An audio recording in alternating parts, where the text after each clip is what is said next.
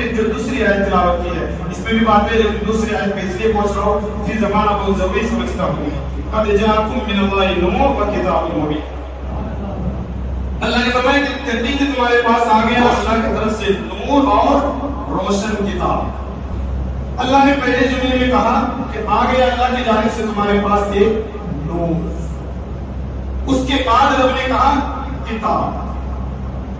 دونوں پر غور کرنا اور سمجھنے کی کوشش کرنا.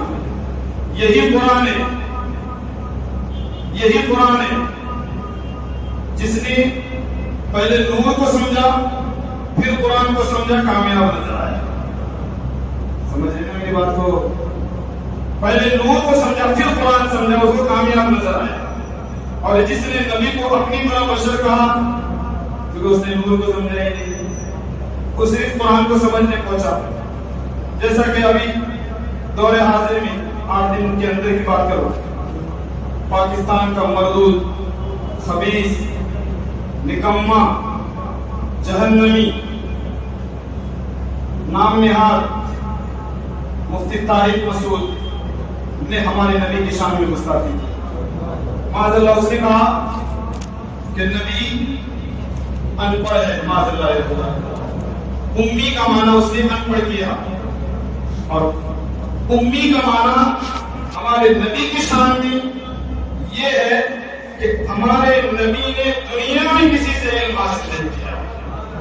یہ ہم عشق والے ٹرانسلیٹ کرتے ہیں، محبت والے ٹرانسلیٹ یہ کرتے ہیں کہ دنیا میں کسی سے ہمارے نبی نے علم حاصل نہیں کیا. میرے نبی کو تو میرے رب نے سکھایا تھا.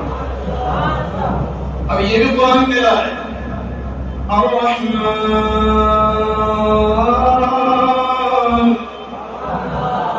علم القرآن. سبحان اللہ. قرآن کی آیت ہے، بول دیا یہ رب ہے الرحمن.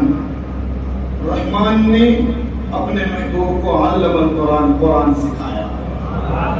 یہ کون کہہ رہا ہے؟ رب کہہ رہے نا، اللہ کہہ رہا ہے. اب اسی قرآن کا معاملہ کیا ہے؟ فیہ تبیان لکل شیء. رب نے قرآن میں اول کبیر دے دیا، آخر کبیر دے دیا.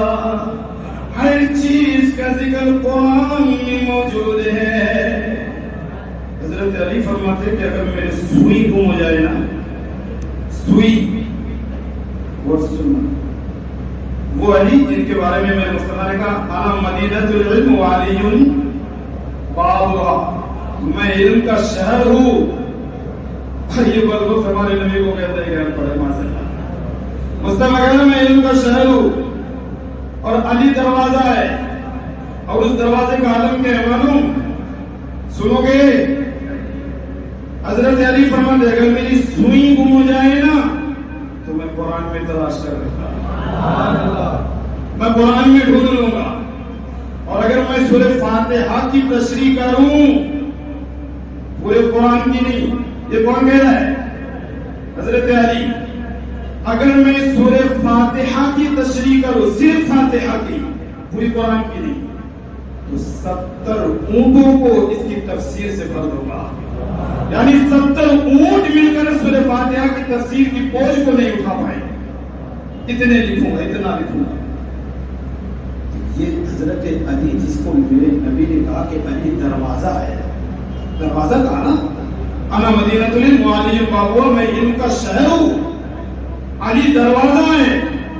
تو جب ایک دروازے کا یہ عالم ہے کہ 70 اونٹ بھر دے، ایک دروازے کا یہ عالم ہے کہ سوئی گم ہو جائے تو قرآن میں تلاش کر لے، تو ذرا اس دروازے سے انٹری کرنے کے بعد اندازہ لگائیں اس شہر کا عالم کیا ہوگا.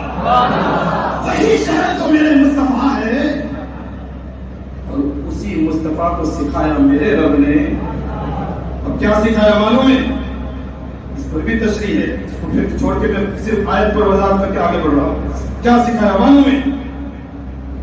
وَعَلَّمَكَ مَا لَمْ تَكُنْ تَعْلَمُ. بولو یا ذرا بولو. اے محبوب، آپ جو نہیں جانتے ہم نے سارا کا کا سارا. اب ایک بات یہاں پہ میں روک دوں, روک کے سمجھاؤ. جو نہیں جانتے تھے, ایک ہوتا ہے کہ آپ کچھ نہیں جانتے, آپ کچھ نہیں جانتے اور میں نے سب کچھ سکھا دیا, تو مجھے جتنا معلوم تھا میں نے سب کچھ سکھا دیا. نہیں, کچھ نہیں جانتے تھے, بالکل کچھ نہیں جانتے تھے. اب میرے پاس جتنا علم تھا میں نے سکھا دیا. اب جب سیکھنے والا مصطفیٰ ہو اور سکھانے والا رب ہو, تو ذرا بتائے قرآن میں رب کہہ رہا ہے کہ سنو میرے محبوب کو تم ان پڑھ نہیں کہنا. جب رب میرے محبوب کی شان یہ ہے کہ اللہ فرماتا ہے لا ترفعوا اصواتکم, میرے حبیب کے سامنے اپنی آواز کو بھی بلند نہ کرنا, اپنی آواز کو بھی بلند نہ کرنا. تو اس نبی کے بارے میں میرا رب فرماتا ہے وَعَلَّمَكَ مَا لَمْ تَكُنْ تَعْلَمْ. اے محبوب, آپ جو نہیں جانتے تھے ہم نے سارا کر سارا سب کچھ آپ کو سکھا دیا. اب یہاں پہ جو عربی جانتے ہیں, عربی لفظ ماں یہ بات بول کے سمجھ لگتے ہیں, فاتحہ ہوتی ہے, پھر ولادت پہ بھی جانے لیکن نہیں جا رہے. لفظ ماں جو ہے یہ ماں عمومیت کے لیے آتا ہے. جس طرح